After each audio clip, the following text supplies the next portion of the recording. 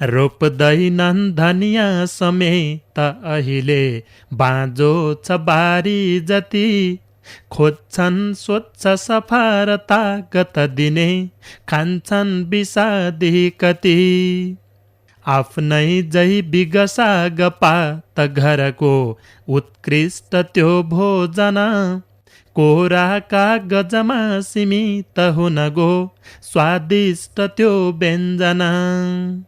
आयुर्वेदिक औषधि छ घरमा दैलो उगार्छौ भने बाँझो खेत हरा भरा फसलले जे उमार्छौ हुने माटोमा सुन फल्छ बरकत भए यो चेतना फैलियोस्